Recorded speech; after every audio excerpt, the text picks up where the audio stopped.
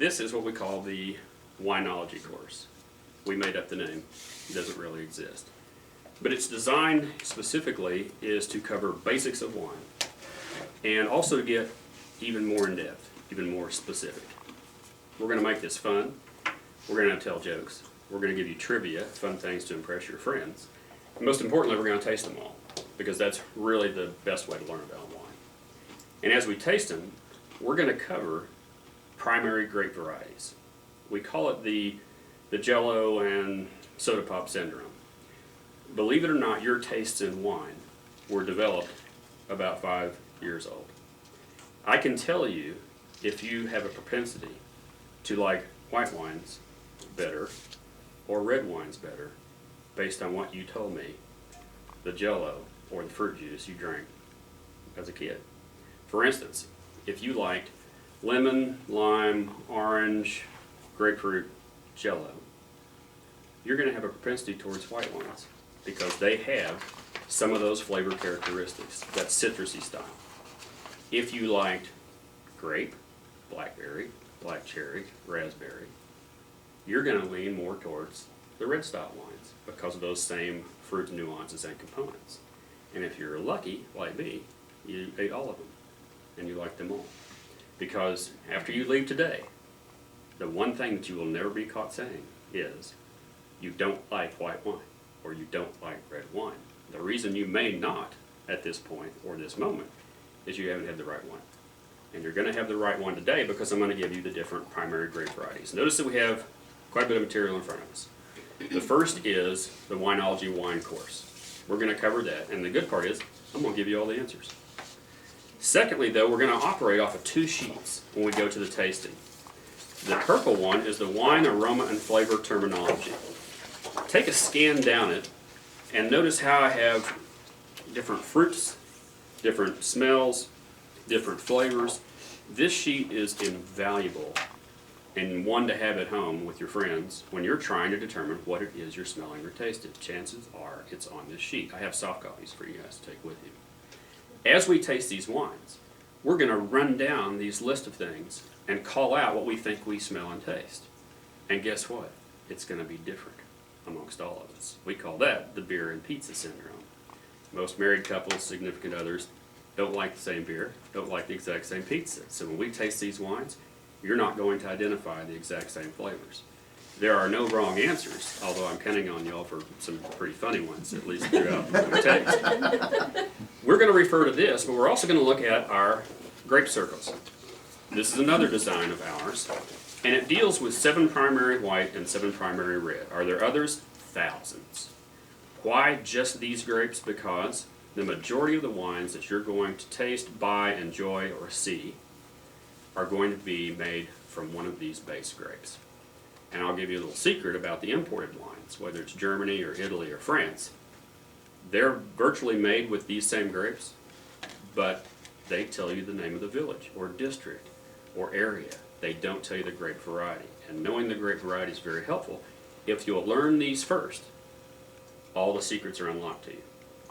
I can take you over to Germany because the majority of those good German whites are the Riesling grape. With Italy, it could be Sangiovese. There's other grapes, but learning these primary ones first will set you free on your wine enjoyment. As you taste these grape varieties, it will also help you realize why you did or did not like a particular kind of wine. Maybe you don't like tannin that's in red wines. Maybe you don't like a high acidity or tartness that's in some of these white wines. But you're going to teach yourself what you do and don't like and make your purchasing power so much more effective. We're also going to cover food and wine pairing. And the amazing part about this is it's incredibly simple. They don't want it to be simple. The chefs watching this or hearing my course would cringe and be horrified. But the secret to food and wine pairing is not what wines go with. The list is more than our lifetimes together. The secret is what wines don't go with. And it's real short and it's real simple. So as we go comprehensively throughout this, we're going to cover those same basics, but we're going to give you that trivia and those little inside tips that as you walk out of here, it's going to change your wine enjoyment for the rest of your life. Guarantee it. So let's begin with what we call the Wineology Wine Course. I don't want you to write the answers on this first run. I'm going to take you through this little conversation about it, and then I'm going to have you go back and write the answer down in your own handwriting because it'll stick in your mind better. When we talk about what is wine, well, it's a pretty vague and pretty generalized question, but wine is essentially fermented juice. Now, what is fermentation? There are two things that I have to have present, whether I'm making my gin or my beer or my wine, as far as alcohol fermentation goes, and I have to have yeast and I have to have sugar. Once I put this yeast and sugar together with whatever kind of juice I'm using or whatever creation I want, it begins to produce alcohol, and it gives off a byproduct called carbon dioxide or CO2. So the answer, and we'll go back to it in a moment, is yeast plus sugar equals alcohol plus CO2. That's fermentation. Now, when we ferment something, we want to use a type of container that does not impart any other kind of flavor. So what would we make a container out of that wouldn't impart a type of flavor? Huge difference between a beer in a can and a beer in a bottle. So the first guess might be glass. That wouldn't impart a flavor, but my problem is that when I've got a 10,000 gallon tank of glass, I can't control the temperature, which is crucial in fermentation. But there is another type of container that I can control the temperature and it does not impart any type of flavor to wine, and it's stainless steel. Now, can wine be made only from grapes? What's the weirdest thing you ever heard wine made from that you remember? Jalapeno. Jalapeno is one of the craziest ones. Elderberry. Any kinds of berries. When I was state fair wine judge for 10 years, I came across horrific things that were quite entertaining. I had watermelon and cherry and strawberry and blackberry. So essentially, wine can be made just about anything other than grapes. Grapes just happen to be one of the best, and these types of wine grapes are particularly suitable. What are the three major types of wine? When we talk about types of wine, the common mistaken answer is red, white, and rosé. Well, those are not types, those are colors. The types of wine that we deal with today are going to be still wines, sitting still. We also have another category. Remember when I had my yeast and my sugar, and it made alcohol, and it gave off carbon dioxide? That makes my sparkling wines. That's another category. And then if you'll look on the back of your winology sheet, I have given you the cooking wines, and we call those fortified. So the three types of wines are still wines, sparkling wines, and fortified wines. Now, for your and my pleasure, I gave you the answers for the cooking wines. And the reason why is with their fortification, they are so strong in flavor that we'd have to either save them for the end of the day, or the way I train is you actually stick a spoon in it and just lick the spoon, because they'll scrape your taste buds right off of your tongue, and some of them are pretty high octane. So with the cooking wines, it's another course. We could cover it, but I've kind of given you the shortcuts with the answers to the cooking wines. What is the color of the juice of most grapes? And if I've got the biggest, blackest, darkest, purpliest grape, I still have the same color juice as I do in the white one, and it's clear. And so where do we get the color for our wines? And it's from the skin of the fruit. Sutter Home accidentally invented white Zinfandel in, I think it was 1979, when their assistant winemaker was fermenting the wine in his stainless steel container, and his yeast and his sugar were creating the alcohol and giving off the carbon dioxide, but he accidentally pulled the skins of the red Zinfandel grape out too soon, so it only extracted a light amount of color, pink. It also didn't extract any of the tannins or the richness from the skin, and so we had a little bit of a sweeter style pink wine. Well, they were horrified, and they stuck it in the tasting room, 3,000 gallons, to try to get rid of it, and the women went wild, and the rest is white Zinfandel history. Now, while we like to make fun of white Zinfandel drinkers, and yes, we do, especially out of a box. And you all know who you are. I do. Yes, Okay. But white Zinfandel did us a real big favor. In the late 70s, they were pulling up much of the Zinfandel vines to plant Merlot, which they predicted would be very popular, and it was. But because white Zinfandel became popular, they left these beautiful old Zinfandel vines in the ground, picked the fruit, made pink Kool-Aid out of it, but when they came to their senses, the vines were even older and ready to produce the real red Zinfandel that we know today. So white Zinfandel, at least it got them off Coors Light. it's still a wine-based product as far as we know. What is meant by a varietal grape?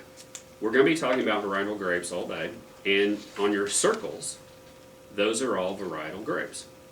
You will know, having bought a Thompson or a Concord grape in the grocery store, essentially, you could at least kind of call that a variety of grape. But in wine, we're going to talk about these varietal grapes, and these circles that you have, all those grapes are varietal grapes because they are a specific grape. What is the cover over the cork called? It has a name, and it has a purpose, and we've removed all of ours because we practiced opening wines just a few minutes ago. But this cover over the cork is called a capsule. And it has a purpose because several hundred years ago, when all the wines in Europe were stored down in the caves, the rats could smell the wine, eat through the cork, and happy rat. So that came the capsule, and it was originally kind of a lead design. And the United States and health officials made a big stink over that. So they've gone into everything from plastic to tin to foil, but they still exist, and basically the only thing they're good for is keeping you from getting the cork out sooner. The winemakers will say they have spent thousands in artistic design to come up with the perfect capsule that makes the perfect look for the bottle when you and I just want it off of there. And yet it does have its purpose in preserving the cork. Now, what is cork? Cork is actually tree bark, and from a cork tree, where, well, the majority of it is Portugal. And Spain is not too far behind, but we don't want to be in the cork business today. And the reason why is, based on a general measurement, you can lose up to 10% of the wine you produce to bad cork. Now think you're taking your net income, dividing 10% out, and throwing it away, and that's what's happened. So the tendency, or at least the popularity of the new screw top closure is coming around, and I've been watching it for about 10 years. And I gotta admit, I was a little resistant very first, but realized, wait a minute, we're talking about possibly not having a spoiled wine.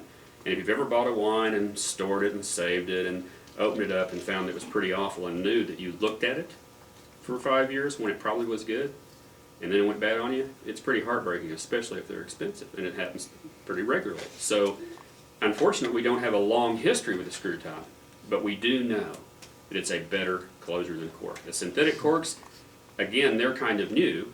Theoretically, they will do better than natural cork, but they're hard as hell to open and to get off the spiral screw. And again, we don't have history there. Now, a lot of my winemakers that I represent are still resistant to screw top, and I tell them, get open. And the reason why is they're obviously easier to open. Are you going to have any less of a romantic experience with your bottle of wine because you didn't get to go through pulling the cork? Probably not.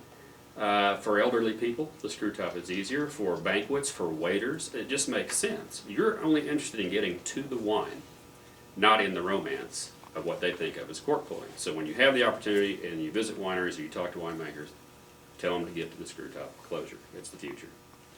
What is the indentation at the bottom of most bottles called?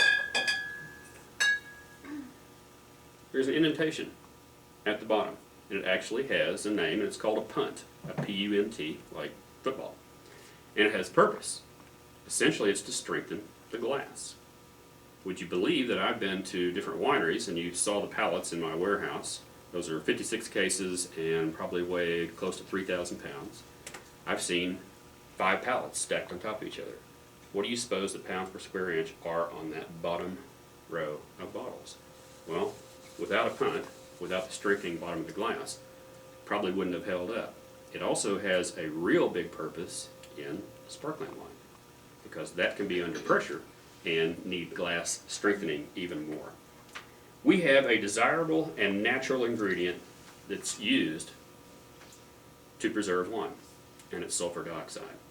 And this is a bit of a controversy because there are people that get headaches and think they're allergic to sulfites.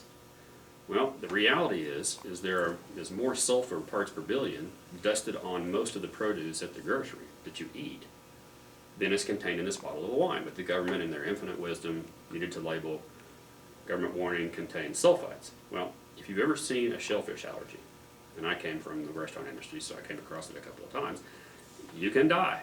That's why they're real specific about, is there any clams or any fish in this bisque or this soup? And you can swell up and stop breathing and like a heart attack and violently ill. And so there are those types of allergies. Well, there are sulfur allergies too. But you're going to know if you have a sulfur allergy long before you turn 21 years old to legally drink a bottle of wine. Chances are the majority of these people that think they have headaches either from red wines or from wine in general are suffering from histamines.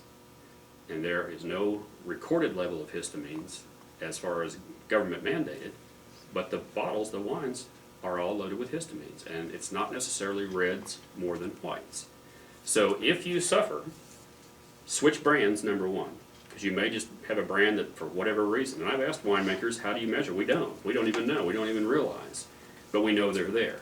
And so the cure is to take a standard over-the-counter antihistamine and try that wine again, and also drink plenty of water at the end of the evening. If you chug that bottle of wine, try to go to bed, you're going to not only have trouble sleeping, but you're going to wake up with a headache because you have dehydrated yourself from the alcohol. So again, sulfur is our friend. Sulfur-free wines suck. And they have not gotten any better, and here's why. They're only good the day after you made them. They have no preservative. They're a fresh kind of grape juice. And so they are thin, they are watery, and I may eat my words years from now where they actually produce a decent one, but I've not seen it yet. And as the preservative, we're looking for sulfites. You're going to have real wine that contains sulfites. So unless you're allergic, which is kind of rare, but it can occur, sulfur is your friend. Now, why do we swirl wine in a glass when we do our tastings? Well, let's think about what I just talked about was in the bottle, the sulfur dioxide as a preservative. We're trying to get to the aroma and the flavor. Oxygen is a friend to wine the first hour, and it's an enemy pretty much after that. The reason saying so is that when you aerate the wine, the white or the red, you bring out all the aromas and all the flavors. But if you leave it sitting out for hours, it will fade like many other natural products. So if you stick the cork back in the bottle and stick it in the fridge, will it taste the same tomorrow? No. Will it still be drinkable? Probably. But 2 days later, it's so flat that you've lost the fruit, taste, of flavors and the whole purpose of the wine. If you've not seen it, they have a little vacuum pump that's a rubber stopper and a hand pump, and it literally pumps the air out of the bottle. And so you can buy yourself 2 or 3 days out of that bottle, but if you're not consuming the whole bottle in 2 days, what is wrong with your life? When is 90% of all wine meant to be consumed? Think about this, 90%. Let's say we harvested 2008, and 90% of it, of all the grapes and all the wine that's produced, is meant to be drunk the first year it's made. So these bottles that we have today, and the bottles you buy at the store, they're the upper 10%, and believe it or not, they make up a small fraction of the total wine produced. So what is the 90? It's the crap in the box. It's the large jug glass. It's the giant tank outside the Italian bistro that for whatever euro you can fill up a milk gallon jug of and drink your family for a couple of nights at home in Italy, including the kids that you serve watered down wine. The Europeans have an idea on how to control the children. We have 2 Fahrenheit temperatures that are damaging to wine, or at least begin to cause damage. One's very cold and one's very hot, or one is warm beginning to get hot. Obviously very cold. If you've ever, and most of us have, frozen a beer, often many of us have frozen champagne, it changes the viscosity or the thickness of the liquid. And so we're going to say that one bad temperature is freezing. Now if I said 32, I'd be wrong, because wine freezes closer to 22 because of the alcohol. So let's just say freezing. However, the other temperature that you need to begin to worry about is 80 degrees. If you store your wine in your closet, it's not ideal. Wine stores best 55, 60 degrees. However, if you want to save a few bottles and keep them in the closet, as long as your house doesn't get to the upper 70s, and it normally would not, your wine will be okay. It's when it hits that 80 degree mark, and retail stores are guilty of this by having their doors open in the late spring and early summer, that the wine begins to accelerate its aging process. It begins to rapidly lose its components in fruit, taste, and flavor. and especially in the red wines, because with the sugar that's in wine naturally, a warmer temperature will cause that cork to press out, the wine to expand and actually to seep. So that 80-degree mark is where you want to beware.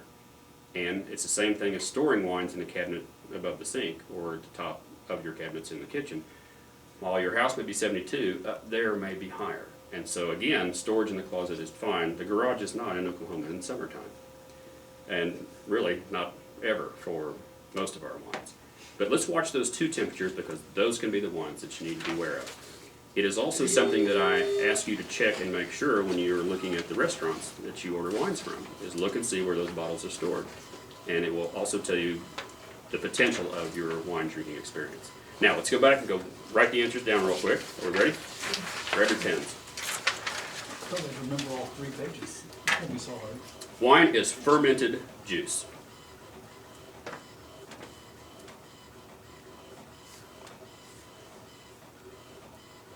And fermentation is yeast plus sugar equals the alcohol plus CO2. And what's our container made that we produce wine in most effectively? It's stainless steel.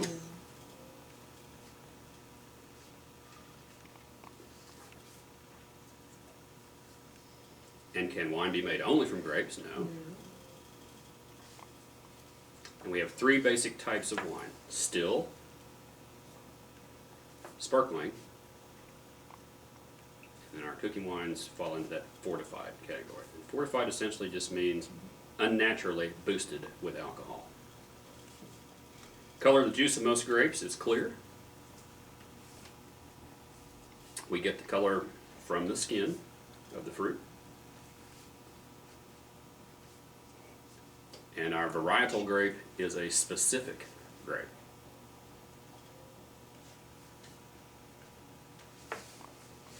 The cover over the cork is a capsule. Cork is tree bark. And the majority of the world's is Portugal.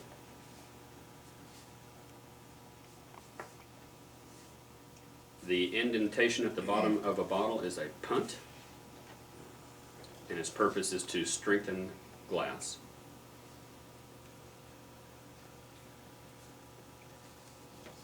We have a desirable natural ingredient. We call it sulfur dioxide, or commonly called sulfites, S-U-L-F-I-T-E-S. We swirl wine in a glass to release aroma and flavor.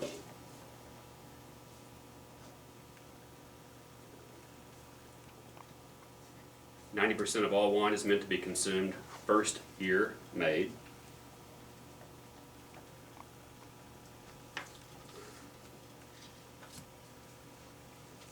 And the Fahrenheit temperatures we're trying to avoid are freezing and 80 or above. So, how many of you know more than you did 15 minutes ago, just in some simple trivia, and hopefully helpful things that will impress your friends and show your incredible knowledge, and now let's go even deeper.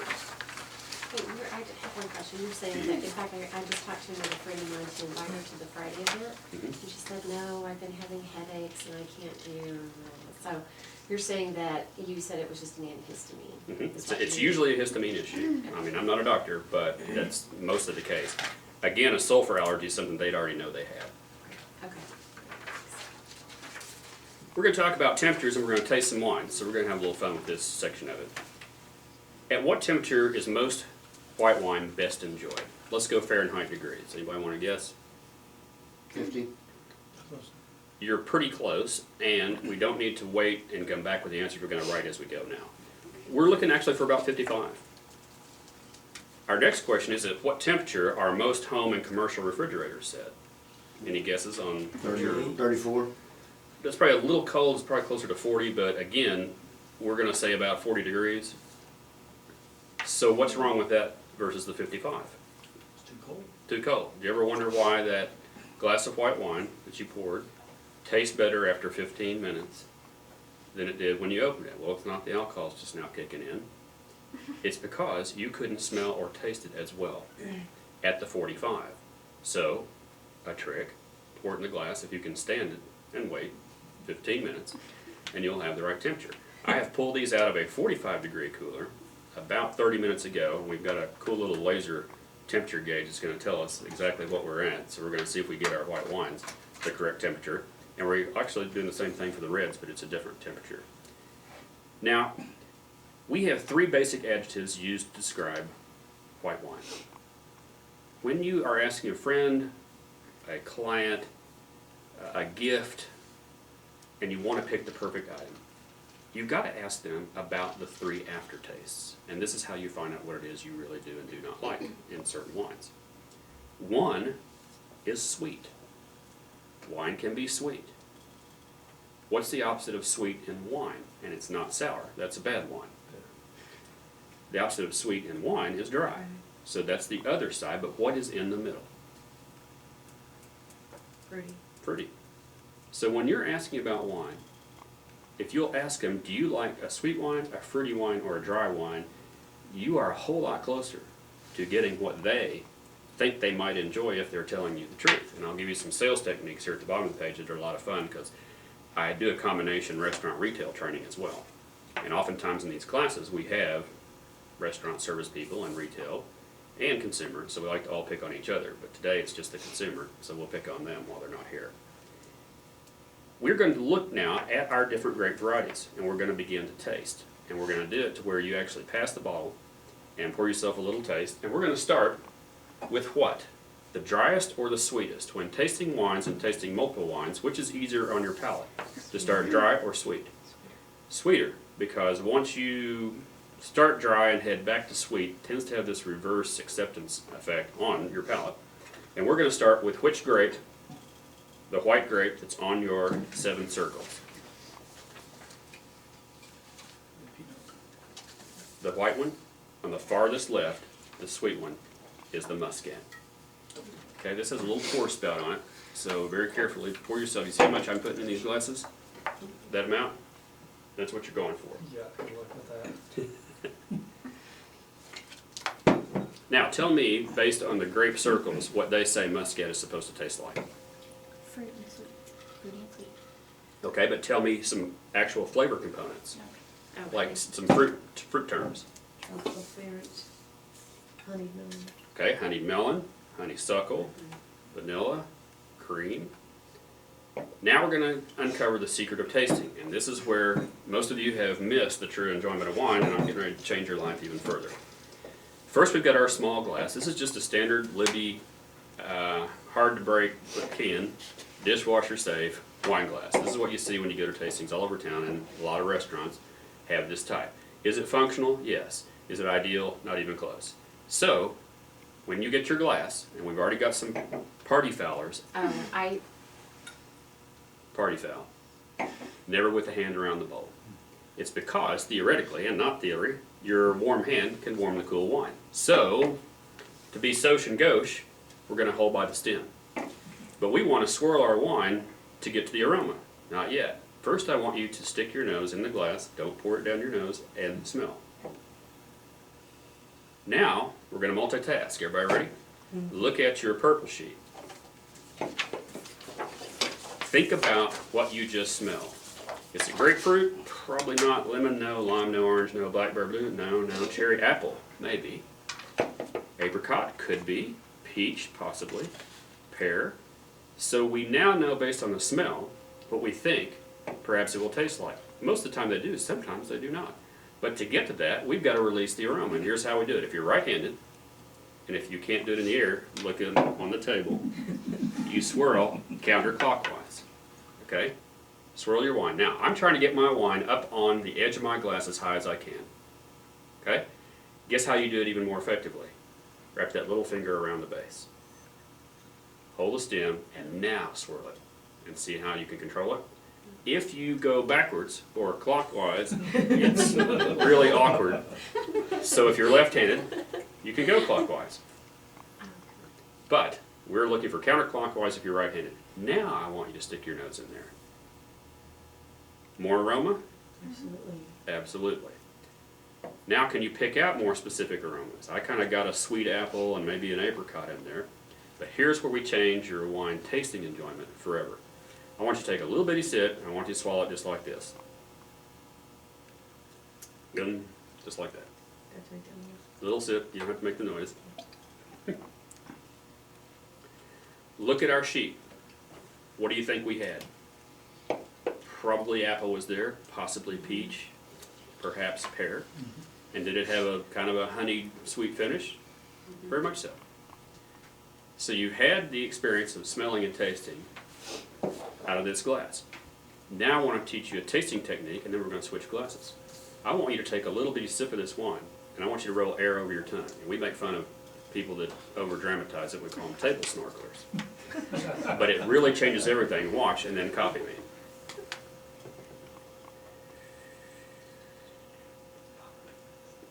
And swallow. Try it.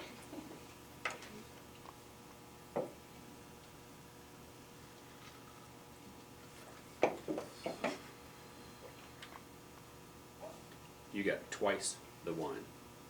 Those of you just chugging your wine are missing half the fun. There's a reason that we roll air over the tongue and aerate that wine. And it's especially important in the reds, but it's very good in the whites. Now, let's go to the big time.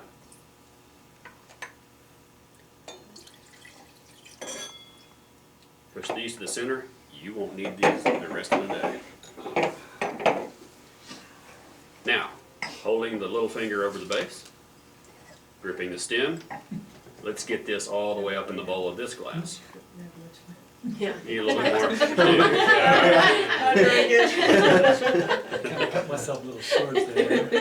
That one slam you took. I probably should have been the first one to pour myself.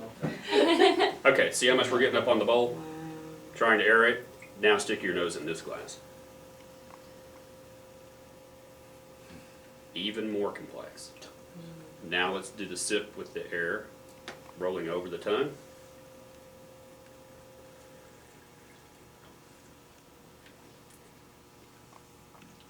And you guys, you have a completely different wine than what you tasted without aerating it, Absolutely. without rolling the air over it.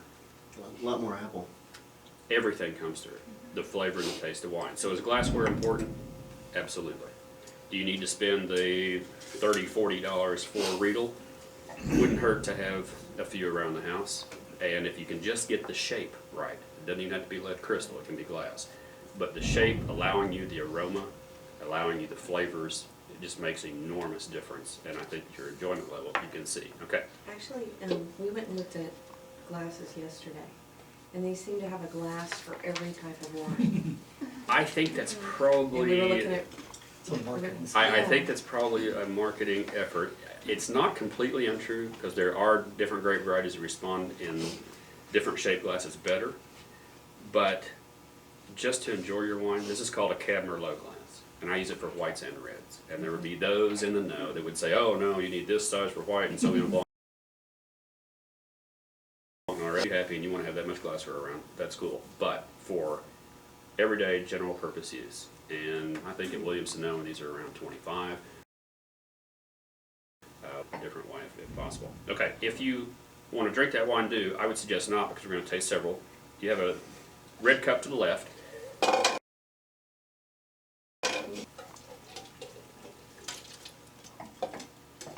Now there's another party faux pas that people do, at least the winemakers tell me, and that's to rinse their glass with water. If you're switching colors, I kind of recommend it. But they just think you're going to dilute the next taste of wine when what is wine? 9+ water. So we'll kind of follow their lead. As we go through these grape varieties, we're going to pour them in the glass. I want you to taste it rolling air over your tongue, and then I want you to spit it out. And after you do, I want you to put a little bit of water in your mouth, and I want you to spit it out too. And then I want you to take a sip of water. Because that's how we're going to taste through all these wines. When I go on touring throughout California, I may taste up to 100 some odd wines in a day and still drive and function perfectly. And the reason why is I have literally hardly consumed any. Obviously osmosis, having it in your mouth. But after spitting that much wine, at the end of the day, I might have consumed an entire half a glass. And that's what we're going to do here today so we can function to the end of our test. But as we begin, we're going to go really fast. So you're going to multitask by looking at your grape circles and your aroma flavor terminology. And you're going to think, because you're not going to call them out. I'm at 57 degrees on this Muscat. We got real close on that one. So we have the right temperature. What is our next grape variety? Riesling? Tell me what they say Riesling is supposed to taste like. Flowers, honey, and spice. Includes apple, Apple, apricot. apricot, and melon. All right, we're going to look for those. Now remember, when they have flavor components, the other thing you need to concentrate on is you can't say, oh, this tastes like Riesling. When we describe wines, we describe them as though wine tastes like something else. And the something else are fruit flavors. It's very common for me to be teaching the class or to pouring or tasting and say, well, it has kind of an apple, apricot, honeyed essence. Oh, did they put that in there? No. These are not other fruits. But this grape variety and this particular wine has those flavor components. All right, after you've poured your Riesling, I want you to swirl it, get it up on the glass. Remember, with that little finger on the base. See how much more control you have when you do that? Smell it. Look at your sheet. Take a sip.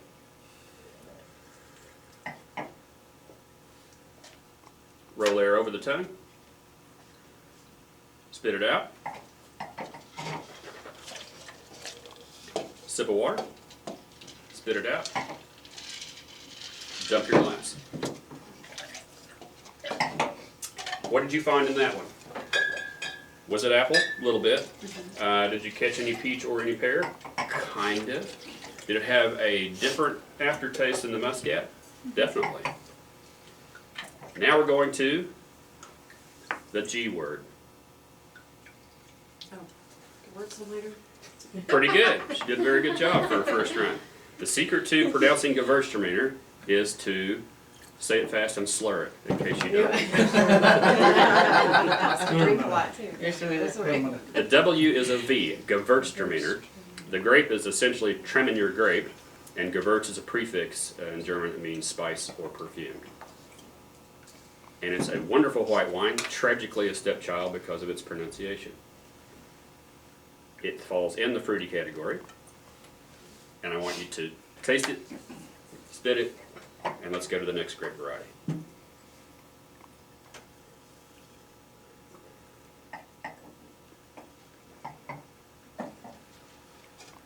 I remember watching a wine video with a known wine star who was tasting several $100 bottles of wines, and watching it on video is pretty grueling.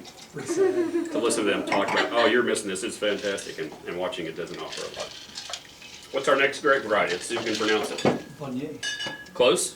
We're closer to Viognier. So we're kind of like a Vion, and then Y-E-A-H, yay, and Viognier. But dump that. Otherwise I'm going to give you a special blend. Yeah, dump your glasses. It's coming around. Remember I said we're going to go fast. What does it say Viognier is supposed to taste like? Exotic fruits, peach, papaya, mango, honeysuckle. All right, and notice what they say in the last part of that, the very last word. Cream. Cream. What I want you to look for in this aftertaste is you've had the Muscat, the Riesling, and the Gewürztraminer. But in this Viognier, I want you to think about how it falls off the palate and look for this creamy effect. And I think you'll find it in this particular one.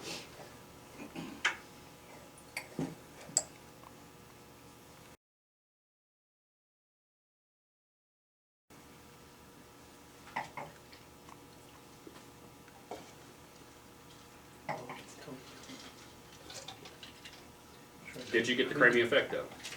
Not sure. I didn't really sense it. Okay. But Now we're going to go to Pinot Gris or Grigio. This one is a screw top, so my little pour doesn't fit, but this little gizmo does. And watch yourself, you have an inclination to really pour a lot of these. What's the difference between Pinot Gris and Pinot Grigio? Nothing. The region? Essentially, it's the same genetic vine. The Italians call it Pinot Grigio, and the French and Americans call it Pinot Gris, G-R-I-S, which is gray, in reference to the color of the grape. And they both have similar characteristics. What do they say Pinot Gris is supposed to taste like? Green apples and citrus flavors. All right, let's see if they've got it. You've got it in your glass?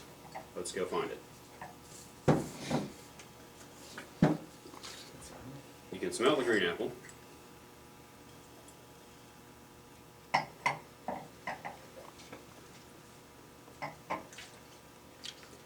Now we stepped over to the drier wines, wouldn't you agree? Absolutely. Did you get the green apple component? Kind of. A little bit of bracing acidity. And now we're going to Chardonnay.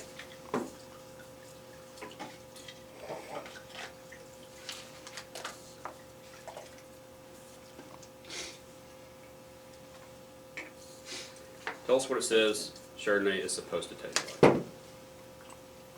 Apples, melons, tropical fruits, buttery, steely, and nutty. And I've heard buttery being talked about a lot.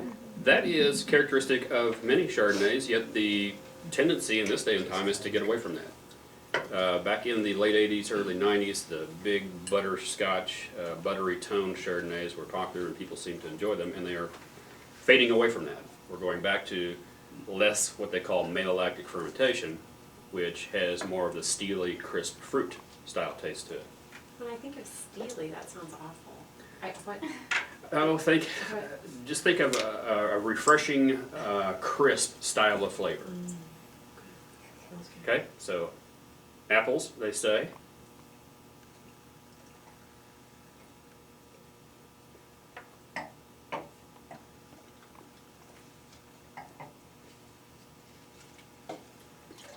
And apples are there.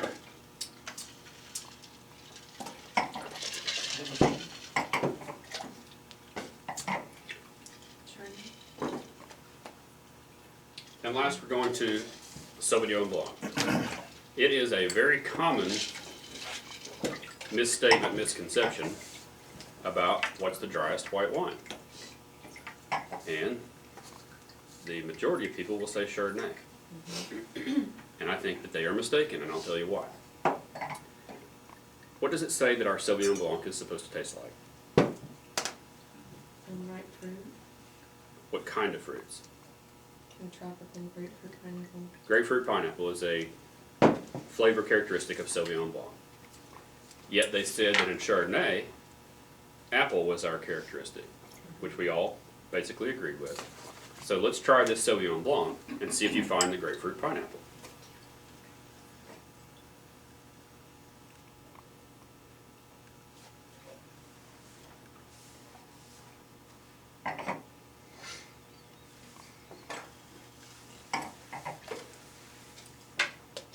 It's very dry.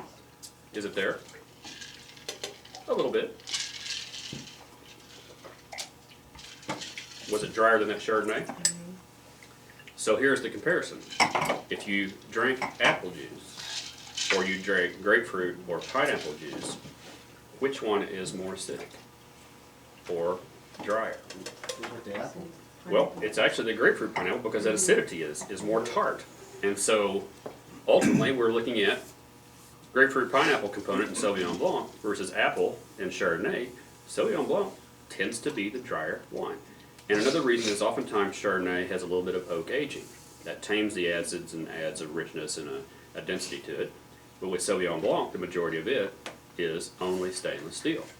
Therefore, you have the crisp, acidic style of fruit. They do have one called Fumé Blanc. If you've ever seen it on the shelf, it will say Fumé Blanc, a dry Sauvignon Blanc. What does that mean? Is it Sauvignon Blanc or not? Actually, it's a Sauvignon Blanc that has encountered a little bit of oak aging. Are they better? Purely a matter of tastes. Sauvignon Blancs, if you like that dry acidic style, are wonderful by themselves. Otherwise, they're pretty dehydrating out by the pool. If you were to buy a gift for the non-knowledgeable in white wine, and all you knew is they liked a color, white, what out of these 7 grapes is your safest grape variety to buy as a gift or to take to a party? You don't want to go too sweet because the dry drinkers will hate it. You don't want to go to that Sauvignon Blanc because the sweet drinkers will hate it. So what grape is almost a guaranteed safety net? Probably the Pinot or the Viognier. It's the Viognier. And the reason why is that Pinot Grigio was still leaning over towards the dry side. But that Viognier was fruity, it was pleasant, but it was not sweet, and it was not dry. It's also kind of just now coming into fashion in this part of the country. French have known about it for years, but Viognier prices are coming down because there's more planted and there's better quality. The one you had retails for about $15, which is a nice buy. But if you're looking for that perfect white wine gift that everybody can enjoy, sweet or dry drinker, your safest bet is the Viognier. All right, let's go back to our sheets. Which one was that? Now, we're going to use some abbreviations. This will be real easy and real simple, so just follow me here. Number 20. What primary global white wine varieties often produce a wine described as sweet? What were our first 2? Muscat, Yeah, Riesling. So let's say the M and the R. That's your answer in abbreviated form. M and R, the Muscat and the Riesling. Now, what primary global white varieties can be described as fruity? Let's go with the G and the V, the Gewürztraminer and the Viognier. And the rest, our global varieties can be described as dry. The PG, Pinot Gris, the C, the Chardonnay, or the SB, the Sauvignon Blanc. Now, you've just unlocked the white grape varieties. Only you know which ones that you liked. And remember, if you didn't like the version of Muscat, don't mistake that you don't like Muscat. You may just not like this person's. But the more you know about these grape varieties, the easier it's going to be to satisfy your taste and also to help you buy for other people and to choose at what occasion with what kind of food. And we'll go on to that. We talked a moment ago about wines and their compatibility with food, and the list is endless. Well, let's get real specific about what you don't pair them with. If we have a dry wine, what's the opposite of dry in wine? Sweet. All right. If we have sweet as an opposite, and we have a dry wine, what do we not want to eat with the dry wine? Sugared, sweet. Oh, sorry. So that Sauvignon Blanc, New York style cheesecake, not your best combination. Can you eat it and drink it? Sure. But you have this contradiction of flavors. You have the tart acidity, and then you have the sweet and the sugar. And so those are contradictory. So if we're looking for dry white wines, is it a perfect choice for grilled steak? No, but it's not awful. When it really contradicts is when you have dry and you try to put sweet, and we like to say sugared sweet, because that's your worst combination. Now, let's talk about sweet wines. What would be the opposite or contradictory types of foods for sweet wines? Well, we don't want to say dry foods, that didn't really explain it. But heavily spiced foods. So spicy or grilled. Because oftentimes that grilling effect on different meats adds a component and flavor, and oftentimes salt is involved, that is contradictory to the enjoyment of a sweet wine.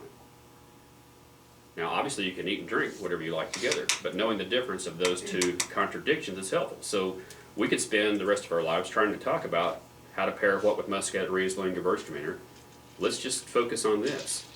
If it's Muscat, Riesling, Gewürztraminer, maybe even Viognier, let's stay away from a spicy food or a grilled food. If, however, it's Sauvignon Blanc, Chardonnay, Pinot Grigio, let's stay away from the sugared sweets. After that, it's all wide open. It's whatever you prefer and what you enjoy. Now, which primary global white wine variety pairs unusually well with Asian cuisine? It's the G word, the Gewürztraminer. Uniquely enough, because it is fruity, yet it is not sweet, yet it is not dry, it tends to have this perfect balance with Asian cuisine. Now, could any of these grape varieties be called fruity? Absolutely, at any time. However, we tend to categorize them as a general rule, as the sweet, and as the fruity, and as the dry. You've just gone through the white wines. You know a whole lot more about these grape varieties than you did moments earlier. Now we're going to play with sales techniques, and then we're going to take a break. This is kind of fun for you to see because it explains how I train sales staffs to talk to you. either in the retail store or in the restaurant. And if they pay attention, they will help you get the wine that you want so much more easily had you not taken this course. And it's kind of a series of questions. So when we begin, a customer wishes to purchase wine, what is our sequence of questions? And we have 4 of them. Supposing you're sitting at a restaurant table and you're thinking about ordering a bottle of wine, but you have no idea what to order. Supposing you're going to a retail store, have no idea, barely know the person you're buying for, you got to take it to a party. If you will answer these 4 questions honestly, I'll give you a 95% chance of walking out with exactly what you want. And the first one is color. What color? You want red or white? So you walk into a store, they need to ask you which color of wine you want first. Same thing at a restaurant. See, we're going to keep it simple. It seems so elementary though. Now, but it escapes most of them, does it not? Absolutely. Okay, what would be the next most important thing for you to know about that wine, for you to make your decision and purchase? Sweet Aftertaste. fruit. She's got it. Aftertaste. In the case of white wines, sweet, fruity, and dry.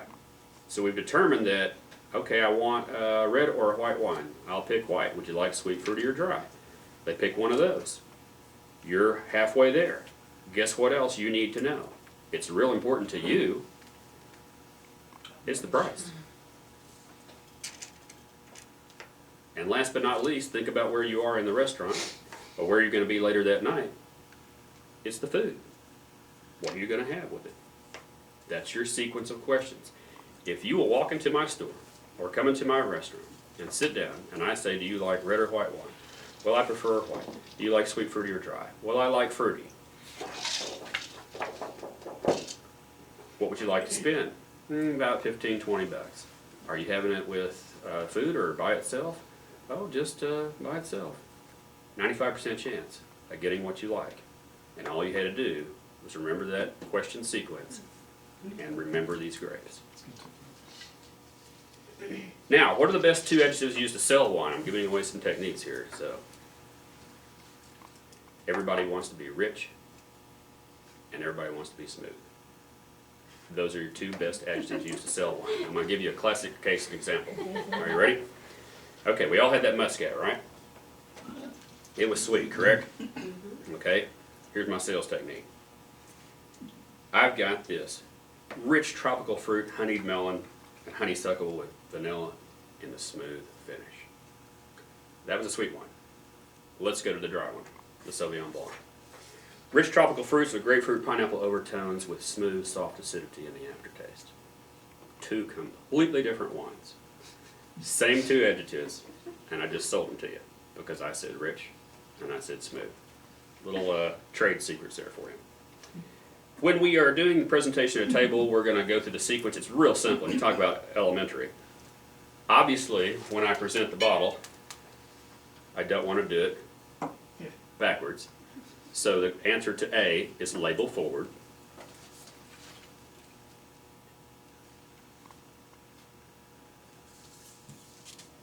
I can't get to my wine.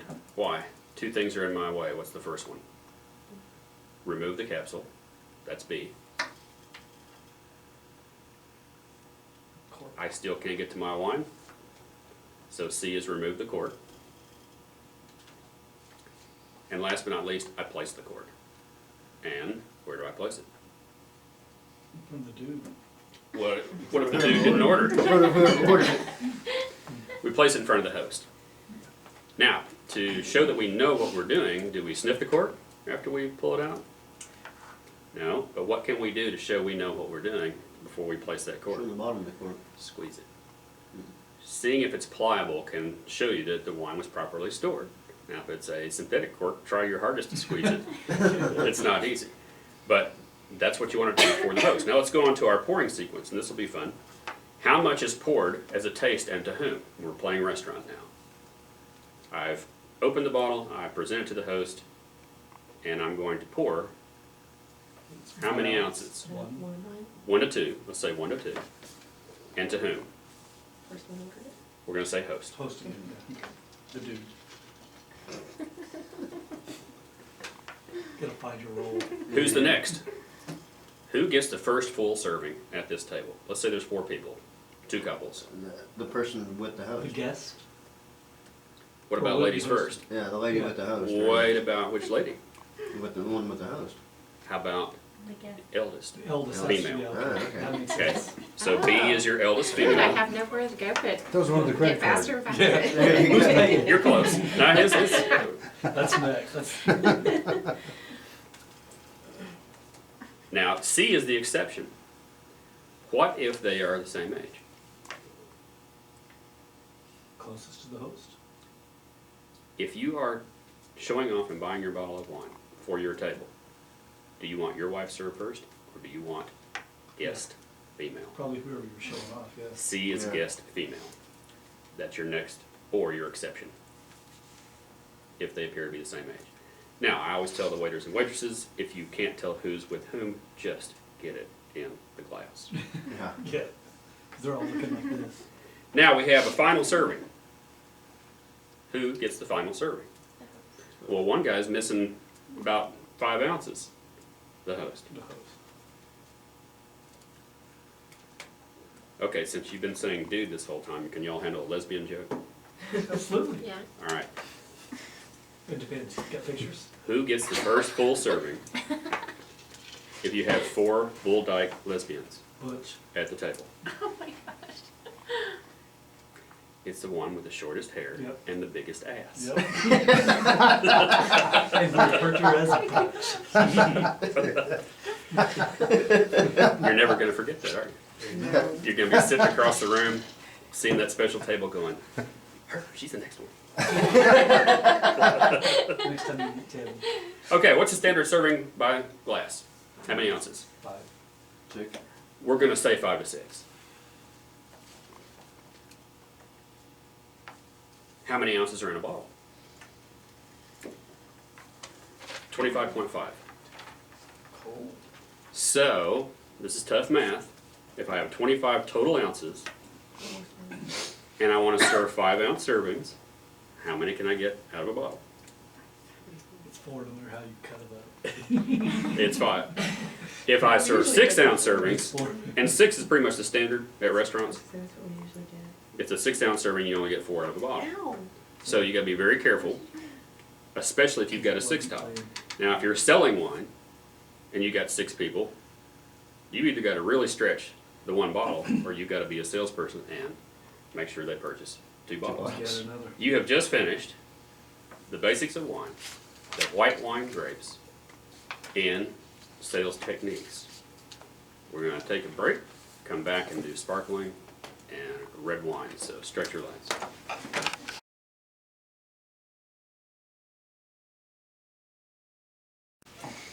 All right, we're back, and we're about to cover the sparkling wines and the red varietal grapes. A lot of good questions I heard you all asking. We're going to actually cover with our red and white meats and wines fallacy and solve that once and for all. But first, we're going to talk about sparkling wine and what makes it so unique to other types of wine. And sadly, the United States doesn't consume nearly as much as they should because they have made it a celebration style wine, the New Year's Eve tradition, and they miss a lot of really enjoyable, good wine. I don't find too many people that dislike it unless it's too sweet. We're going to talk about different flavor ranges and even how it's produced. So in sparkling wine, we've talked about temperature for whites, and we're suggesting it's 55 degrees, and that the refrigerator is 45, so we take it out about 15 minutes beforehand. But in sparkling wine, and this will be argued, and it constantly is, and there is no real answer, the answer is, how do you like it? Well, I like the best temperature in sparkling wine, ice cold.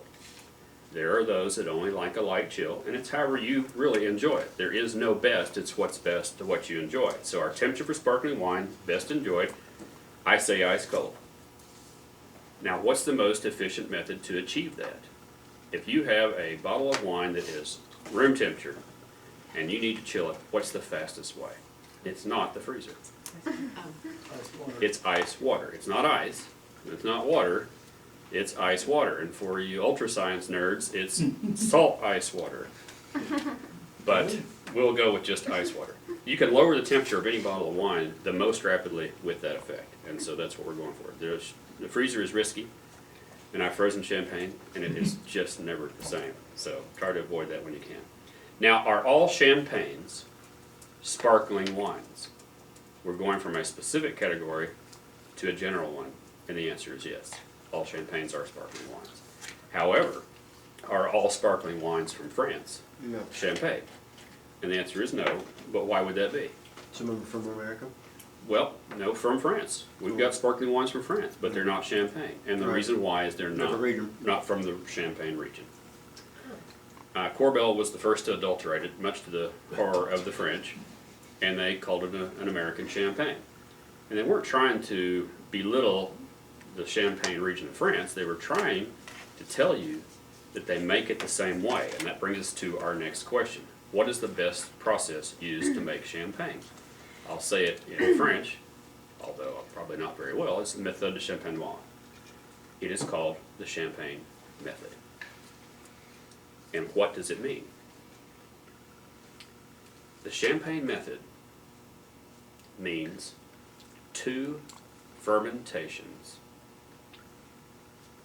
1 in the bottle.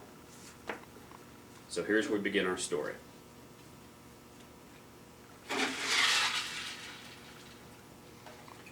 Years and years and years ago, Dom Perignon pretty much perfected this technique, the monk. And they would store their wine in the barrels down in the cellars after harvesting the grapes, and it began to ferment. But as winter set in, it became too cold. When it got too cold, fermentation stopped. However, in the spring, when it warmed back up a little bit in the cellar, fermentation began again, naturally. When it did, it blew the bungs out of the barrels. Why? Because yeast plus sugar equals alcohol plus what? CO2. The carbon dioxide built up, blew the bungs out of the barrels. Well, Dom Perignon figured out that this was pretty tasty if you could capture it. It had kind of a sparkly, zesty effect. And he wanted even more. So he decided he was going to inject, after bottling, more yeast and sugar and have it ferment a second time inside the bottle. Now, how he did that was pretty tricky. And of course, they were fairly bored praying all day, but they had some time on their hands. And they decided they were going to roll up wads of cotton or hemp and tie with a rope or cord while it was going through its second fermentation. Now, I can't explain how they did it back then, but I can tell you how it's done now, and it'll explain to you partly why some champagnes are so much more expensive. And the reason why is if we want the second fermentation, we still have a problem after it occurs. We have something left behind, and it's the yeasts. Yeast and sugar go at it, they kind of kill each other or offset, but there are dead yeast cells left behind, and they can look like, for some people, little glass shavings. So we want to get the yeasts out because we want to clean or clear our wine. And how we did that is another tribute to mankind wanting to catch a buzz and create something special in the process, is in today's times, we will ferment our wine. We will hold on to the CO2. So when we make a still wine, we let that CO2 out of the fermentation tank while we're making the wine. But in our sparkling wine, we hold on to it. And we put it into a bottle straight from the tank, so it has CO2 in it. But we're going to go a second step. We're going to create more sugar and yeast in this bottle, and we're going to put a Pepsi cap on it, a cola cap. However, we've got this fermentation thing to go through, and it does. But we also have this dead yeast cells thing, and we need to get them out. How do you get it out of a closed bottle? Well, they figured out the trick is to store the bottle pretty much beginning on its side. And over a period of time, in these racks, these bottles are turned until they are virtually completely upside down. However, the guy that does that has a very important responsibility. He's called the Riddler. And he goes by with 2 hands and turns 2 bottles at a time, shaking them as he turns them, which shakes the dead yeast cells off the glass and down to the bottle. And he does 20 or 30,000 bottles a day. Do you know how much pot you would have to smoke to do that for a living? Every day. Every day. Now, I've got my dead yeast cells down to the neck of the bottle, but how do I get them out? Trapping the cap? Or? We're going to dip them in a brine solution, a freezing liquid. And we're going to make frozen all material within about an inch to the bottom, only the inch. We are then going to pop the Pepsi cap, and out flies the dead yeast, but I'm missing 1 or 2 ounces, and that's how I determine what kind of champagne I want to make. Do I put unfermented grape juice? Do I put natural grape juice? Do I put a fermented grape juice that has a little more sugar? That's how I determine what my champagne aftertaste is supposed to taste like. So I will fill that bottle with that. I will then put my cork and cage over it and then make it available for sale. But if you look at the labor intensity of that, it's easy to understand why the champagne method is so much more expensive and so much more effort. This that we're going to try today is not the champagne method. It is essentially one fermentation that was done in a giant tank, and then it was artificially injected with carbon dioxide. Does it have as much pounds per square inch as the regular champagne? No. Is it delicious? Yes. Is it expensive? No. So it comes down to what you really want. True champagne, Dom Perignon, Perrier-Jouet, Cristal, $200, $250 a bottle, they are sensational. Are they worth it? Only you know. They are different, and I will tell you that with caviar, they are absolutely extraordinary. But let's go back to our questions. Do you know what the 3 primary grapes used to make champagne are? Would you believe the primary one is red? And it's Pinot Noir.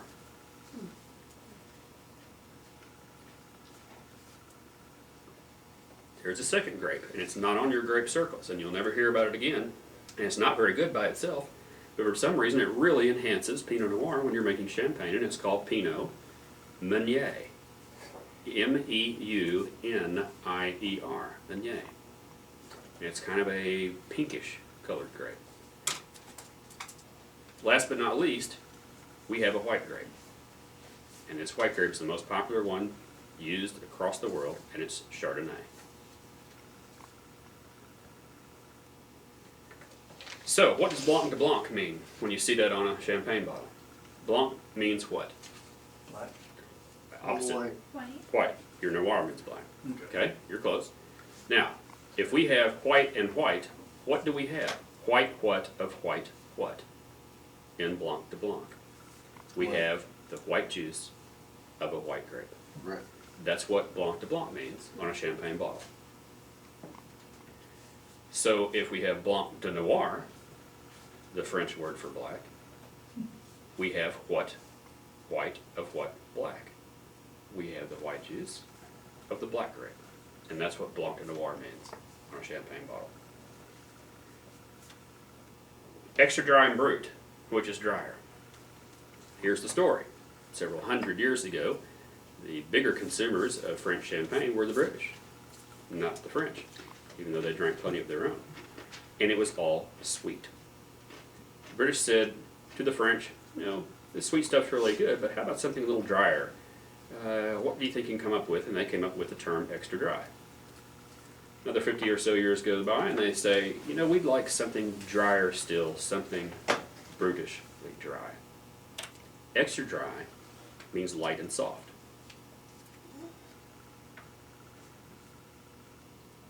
Brut means most dry.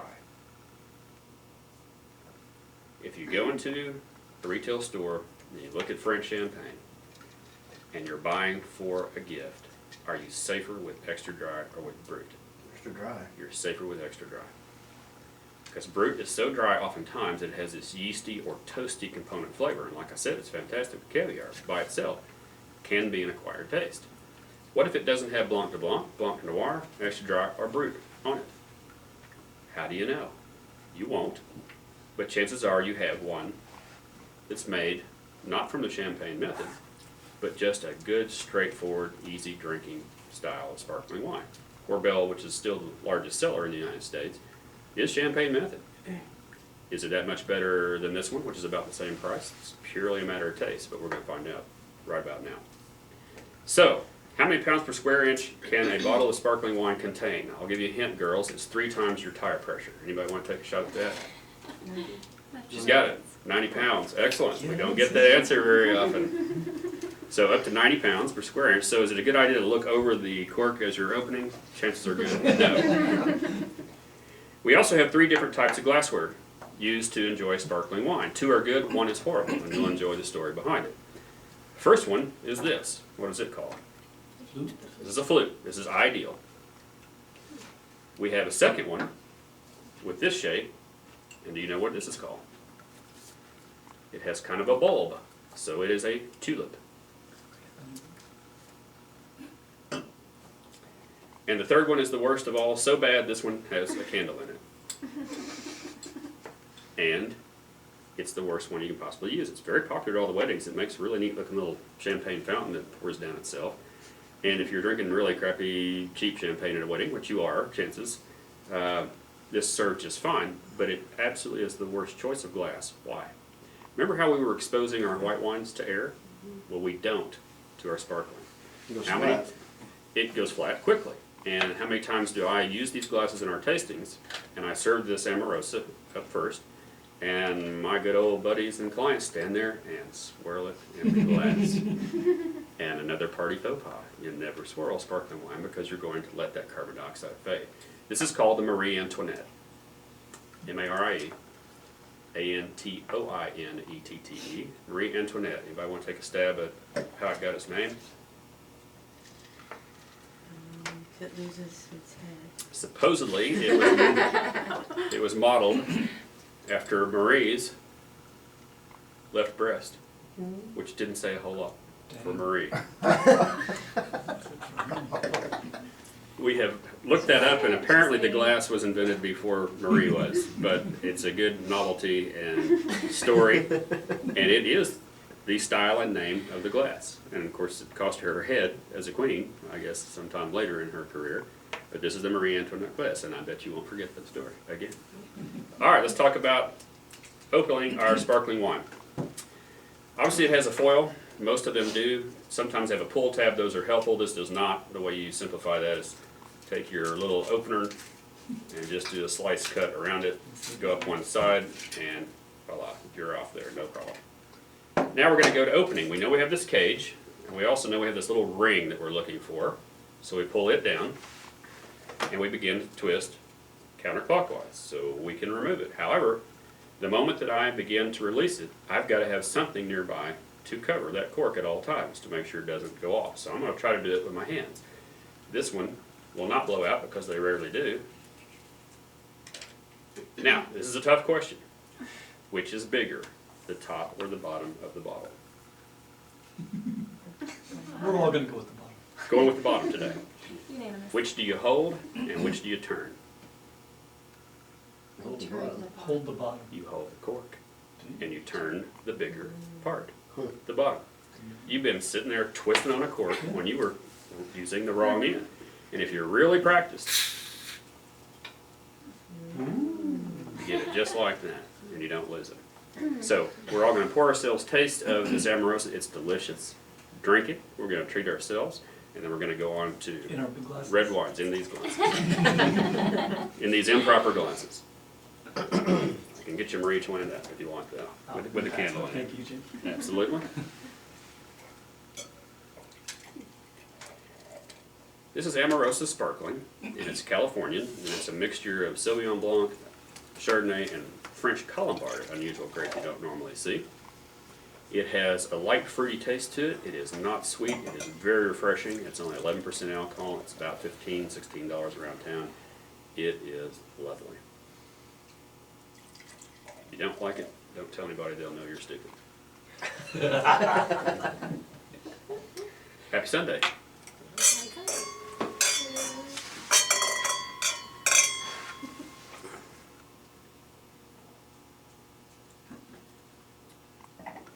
Pretty refreshing. Give yourself just a little bit of water in your glass. Swirl that around. Dump it out.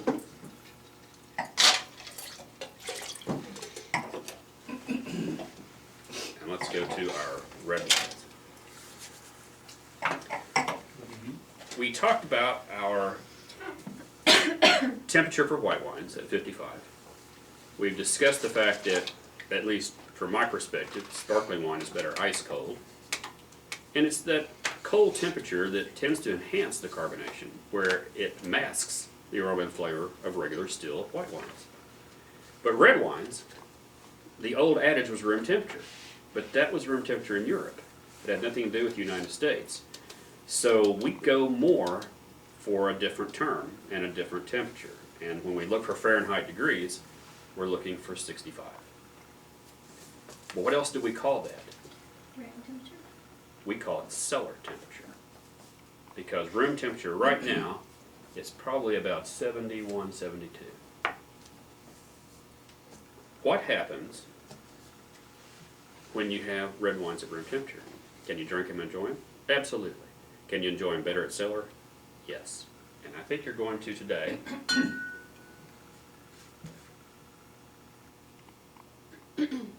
62, so we're just a hair cold. By the time it gets in your glass, it'll be the perfect temperature. The way you achieve cellar temperature without having the expensive refrigeration unit at home is simply take your bottle out of the closet or wherever you keep it and put it in the refrigerator 1 hour before serving. That will bring it down to the cellar temperature from room pretty easily, and even probably slightly more. So by the time you put it in your room temperature glass, you still have achieved cellar temperature. What does that do for your red wines? Obviously it's cooler, but what it does for the flavor is it has a fresher fruit component, and it also tends to have 3 ingredients that are in red wine that we want not be so predominant. We want tannin in our red wines, but we don't want to taste them excessively. We want acid in our red wines, but we don't want to taste it excessively. And we want alcohol in our red wines. But all 3 of those components tend to be more out of balance the warmer the wine is. And once you get in this habit, and you're going to taste these today at cellar temperature, you will absolutely never turn back. And it's one of the main reasons that a lot of people never get to red wines as an enjoyment factor, because they're drinking them too warm, tasting that tannin, that acid, and that alcohol. Whereas with the cellar temperature, this fresher, smoother style of flavor, it's a must. And the restaurants that invest in that kind of temperature control are doing us all a huge favor, and the ones that are not, and that are storing it up near the ceiling, are roasting their wines, and they're bringing you out a product, especially at those exorbitant prices, that is inferior to you as the customer. So if you call for a bucket of ice water because the red wine you ordered is too warm, don't worry if they look at you like you're stupid, because they are. And you're trying to get it down to a more pleasant, more refreshing style taste. I'll guarantee you that once you do this with your red wines on a regular basis, you will almost not be able to drink them room temperature again, because it's just such better flavor, so more flavor enhancing. Now, we're going to start with our red grapes, and remember we went from fruity to dry. That's another issue. We talked about the adjectives used to describe wine, sweet, fruity, and dry. We're going to drop one when we describe red wines. Which one is it? Sweet. We're going to drop sweet, because sweet red wines are granny wines. Manischewitz, Mogan David, Riesling, Lambrusco, or they're dessert wines, which are not your standard everyday wines. So we're going to start with fruity and dry, and which grape are we going to start with? Pinot Noir. And why are we starting with it? Because it tends to be the fruitiest yet more delicate, less tannic style of a red wine. Pinot Noir is often called the ladies' red because it doesn't have the excess tannin heaviness that a lot of the richer grape varieties do. So we're starting with Pinot Noir, and you're on your own to go through and taste like we went through. Swirl, roll air over the tongue, spit, rinse.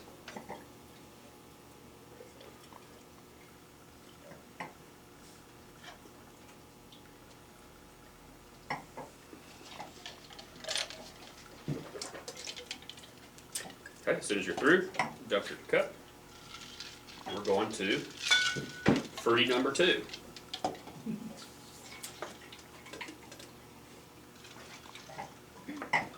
Why, there's a restaurant called 55 Degrees, Mhm. and why are they serving at 55, you think, if it's just at 65?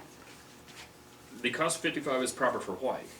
Okay. 55 is a little too cool for most reds.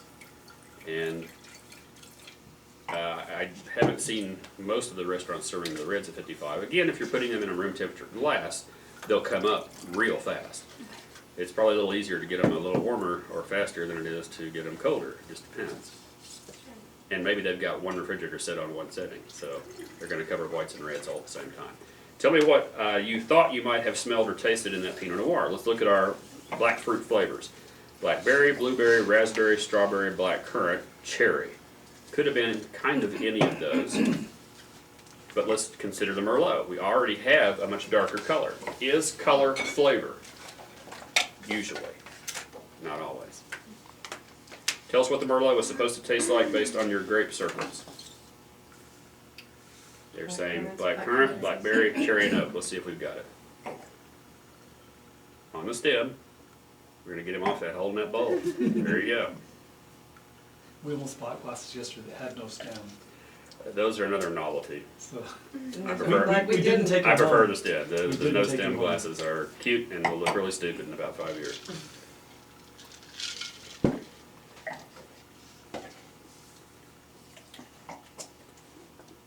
So do we have the black currant, blackberry, cherry, and oak? Yeah, Definitely. black currant's definitely there. The oak is there. Yes, definitely.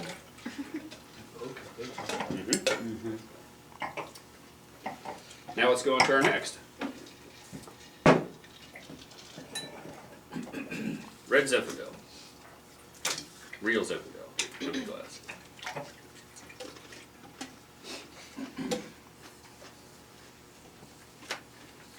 Again, all of these red grape varieties that we're trying, even though many classified as dry, could be called fruity at any time. We're going to take our driest, the Cabernet Sauvignon and the Cabernet Franc, classified as dry, but could there be a fruity style or version? Absolutely. So fruity is a term that's pretty universal in wines. We're leaning more towards the aftertaste when we talk about dry or sweet or fruity. Okay, Zinfandel.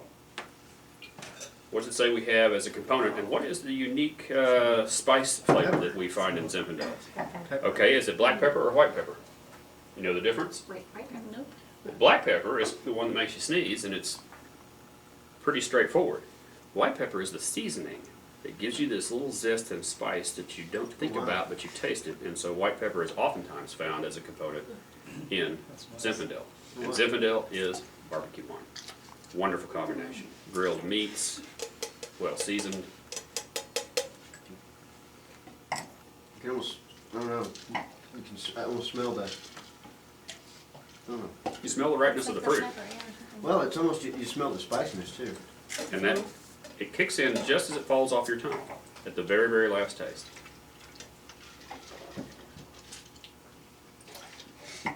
Now we're going to Syrah Shiraz. What is the difference? We're going to have a Shiraz from Australia. Remember how we talked about Pinot Grigio and Pinot Gris? We're kind of in the same game here, but this is a good bet that you can always win. Are Syrah and Shiraz the same? Yes. Are they different? Yes. So depending on how you want to win, on which side you take. Now let's talk about how they are the same. Syrah and Shiraz are the same genetic vine. So that's the first part of your answer to that question. Can you repeat that, please? On number 40, Yeah. it's the same genetic vine. But now let's talk about how they're different. But First off, where is Shiraz? It's a town. Guess which country? Australia, Iran. you're wrong. Which is interesting considering the culture against alcohol. Yeah. However, they grow a ton of grapes there. And much of the Mediterranean grapes are the origin of all grapes. But with that type of climate, and they have wonderful ones, they have created, obviously, the vine or grape Shiraz. Now, how did it make its way to Australia? It was either the French or the English with the penal colonies. And that was the Syrah vine from France. So planted in Australia. Why they came up with the name Shiraz from our end, no telling with the 200 years ago. But they did. And so Australia produces this grape variety they call Shiraz. The French and Americans call it Syrah. So they are the same genetically, but what's our difference? Our difference, she's got it, is our climate and our continent. So, with Australia in the longest growing season of any continent, even if you planted the same vine in France as you did in Australia, would you have a different product? Absolutely. You have a completely different soil content as well. And obviously the climate is the most important on that one. Same thing with California. you have a completely different climate and soil content than you do in France. So you can have the same genetic vine, but you can have a completely different product. Which is better? Neither. They both produce absolutely fabulous versions. And the California Syrahs are coming on strong, and Syrah is going to be a very fashionable grape. It kind of already is, making its way to the center of the United States, because you can grow it virtually anywhere, and it produces very exciting, spicy, full-flavored, rich style wines. So we're doing Syrah Shiraz, and we're doing the Shiraz from Australia.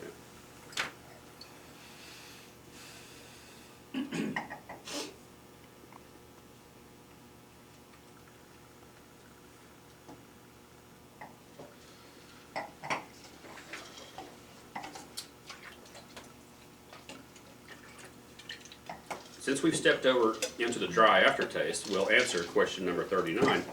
And that was listing the 7 grape varieties based on fruity to dry. Well, if we're going to list just the only 2 fruities, let's use our abbreviations again. Let's say the PN and the M. And that's your first answer behind the backslash on question 39. The Pinot Noir and the Merlot generally fall into the more fruity category. Everything else is classified as dry, even though could be called fruity at any given time. So if we're listing the dry, it's the Z, the Zinfandel, the Syrah, the S, the PS, Petit Syrah, which we're going to have next, the CS, the Cabernet Sauvignon, and the CF, the Cabernet Franc. So what is the difference between Syrah Shiraz and Petit Syrah? Well, what does the term petit mean? All right, so if I told you that the French basically named this, they have come up with the small Syrah. But they also spelled the word Syrah differently. And you don't need to write this down because it's hard to remember and it probably won't come up again. But there was a guy named Dr. Driest in France several hundred years ago who crossed the grape or the vine Syrah with one called Pellerson. And it's a unique grape variety in that we think it's extinct. And there is no varietal Pellerson still around. But because of this hybrid fusion, this grape grew, it ripened about the same time as Syrah. It looked like Syrah, but it was smaller. So the French misidentified it as Petit Syrah. They are similar genetically, but flavor style, they are completely different. This Petit Syrah, and most of them, will have a denser, jammier richness, almost a chocolatey compound to it, that the Syrahs tend to lean more towards the spice and the aromatic and kind of zesty style flavors. So try your Petit Syrah. This is another grape that's coming into fashion because they're planting more and the prices are coming down. The Petit Syrahs are big old grilled steak wines. They are rich, they are intense, they are concentrated. But they are not necessarily overly tannic. They tend to have more of a jammy fruit character to them, and completely different than the Syrah you just had.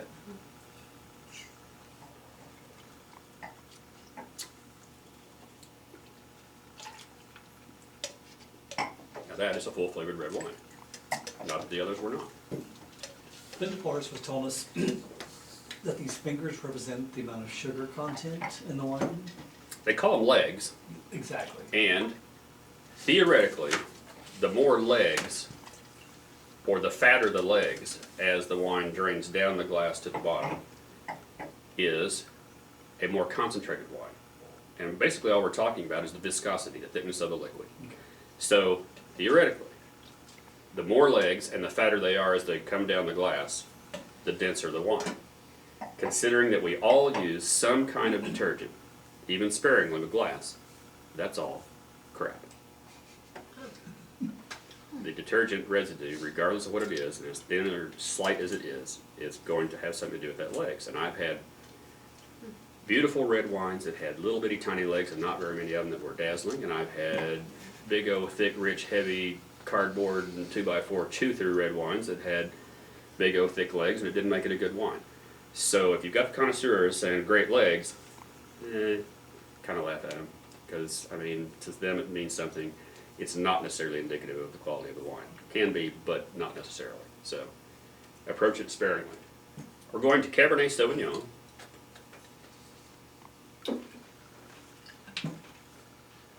What does it say Cabernet Sauvignon is supposed to taste like? currants, berries, cherries, and toasted oak. Let's find out. Berries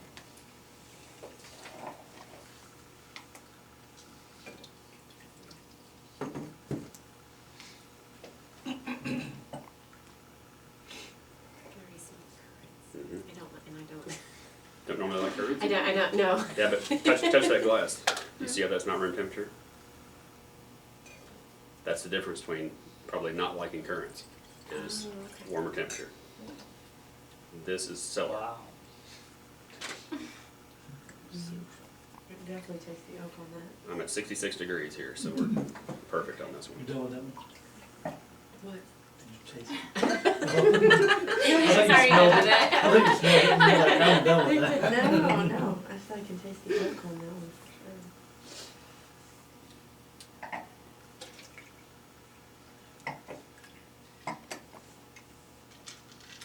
And you've got some dryness in the finish on that one. Last we're going to do is Cabernet Franc. Horribly mispronounced as Frank, oftentimes, like Merlot. Will it? And this Cabernet Franc is a cousin to Cabernet Sauvignon. You don't see varietal Cabernet Francs, as in the wine made mostly from Cabernet Franc. Often, they're still a little bit rare. They are gaining popularity, the planting is increasing, and they can be excellent. However, you usually got to get $25 or more retail to get a good example. Cabernet Franc is a grape often used with Cabernet Sauvignon to add spice or complexity. And Cabernet Sauvignon is often blended with Cabernet Franc to add richness and density. So they are cousins, relatives, and they tend to enhance each other. What you will find mostly in Cabernet Franc, at least in these versions, is kind of a cedar compound or overtone to it. A little bit of toasted oak, and not quite the depth or richness of the Cabernet Sauvignon. Let's see if that's the case.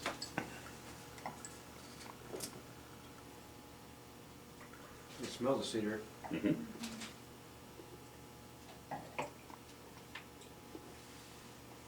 And that's a pleasant wine, but very different than its Cabernet Sauvignon counterpart. Not near as spicy.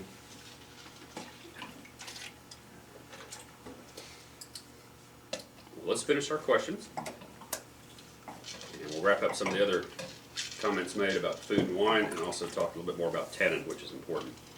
What primary red grape varietal is found almost exclusively in the United States? Didn't originate here, but we're the ones that are kings of it right now, and probably always will be.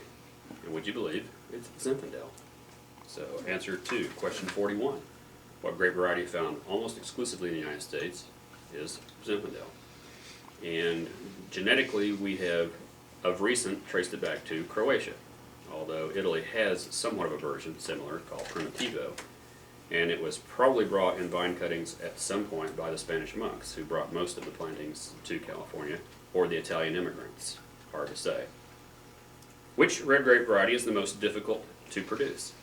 Out of the 7 that you've just had, why would you think a grape might be hard to make, or a wine hard to make from a grape? What would be a characteristic about a grape that would make it more difficult? What if it was more susceptible to sunlight or to rain? What would make it more susceptible to sunlight and to rain? It would be a thin skin. The thinnest skin and the most difficult grape to produce out of these reds is Pinot Noir. That's why if you're buying the below $15 Pinot Noirs, you're probably not getting a very good example. And they make some that are pleasant. But if you have too much sunlight, you cook the sugars out of the grape. If you have too much rain, you swell the pulp with diluted water instead of good grape juice. And when you have the thinnest skin, it's going to be the most susceptible to that. So Pinot Noir is not a good hot weather grape. It's not a good cold weather grape, but it is a good cool weather grape. Like Washington, Oregon, Burgundy, France, and even parts of California can produce excellent Pinot Noir. Now let's talk about our foods, and it brings you to the white meat, white wine, red wine nonsense. With what types of foods are red wines least compatible? Notice I didn't say sweet or dry. I just said red wine. And here's what it comes down to. It's not the fish and the red wine that's the wrong combination. It's the squeeze of lemon, lime, or orange on the fish. Red wine is least compatible with tropical citrus juices. The rest is wide open. If you're going to have your red wine, skip fresh lemon, lime, orange, grapefruit, pineapple, etc. And I have to chastise my buddies at the restaurant who bring me water with lemon in it because that has a contradictory flavor as I'm enjoying my red wine with dinner. They're trying to be gauche. I understand that they're trying to hide bad water, but the reality is that it's really not conducive to the enjoyment of red wine. When you taste that lemony water, it's not going to kill you. It's not awful. It just doesn't enhance the red wine drink.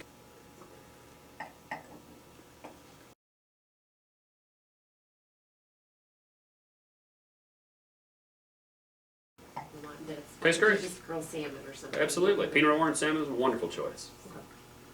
Swordfish and Cabernet. Cabernet is a little dry and a little tannic, but as long as you don't squeeze that lemon lime bottles of wines, and watching it on video is pretty grueling. Tannin is the same thing that comes from, or that's in coffee and tea, that stains your teeth. Onion. So we're kind of like a Vion, and then red wine, but it's only the red wine that I get cleaned off every 6 months. So tannin is a natural ingredient. It's also a desirable ingredient. We want it. It adds longevity to our wine, but it comes from several different sources. The main one, or the original one, is the seed of the grape. So the answer to your question 44 on origin is seed. It also can come from the stem.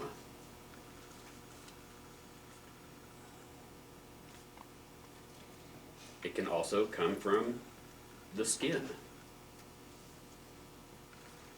And finally, it's something that we do to manipulate the wine, something we put it in that can add tannin, and it's an oak barrel. So, seed, skin, stem, and oak barrel are your sources of tannin. Now here's another explanation, consider it true chemically or not, of why tannin is so desirable and red wine is so great with grilled meats. And the idea that a grilled steak is loaded with fatty acids, which makes it flavorful. And when you have that bite of steak, it coats your tongue with the fatty acids, and conceivably, your taste buds don't taste it as well as they did the time before, because it's now coated with the fatty acids. Tannin washes that away. It leaves you back for the next bite with that same refreshed palate and taste buds. And therefore, the idea that red wine and grilled meats is such a wonderful combination. I'll go with that. I think it just tastes great. But there's your simple chemical, perhaps, explanation. We have a term dessert wine. Anybody want to take a stab at what it really means? Delicious. Sweet wine. Can be. Sweet, but what makes things sweet? What's the ingredient? Sure. Okay, so how do I get more sugar in my grape? Cut down the yeast. On my grape, it's on the vine. On the vine. On the vine. Would it have something to do with when I picked it? You know. So do I have more sugar the earlier I pick it or the later I The pick it? later. So the term dessert wine means late harvest.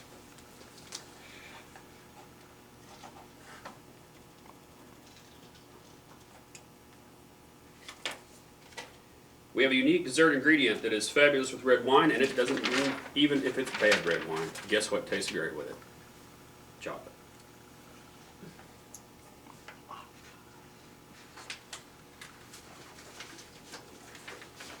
My friends, you have just traveled through the world of wineology, and we went simple, and we went specific, and we had fun, and we got a new lesbian joke, and we know about proper glassware and pour Marie, and we have a whole lot more knowledge at our fingertips on how to better select those wines that will help you enjoy the right occasion, the right food, and the right moment. And the rest is up to you to go and search these out. I appreciate the time that you have taken, and we've enjoyed it together, and that's where we stop.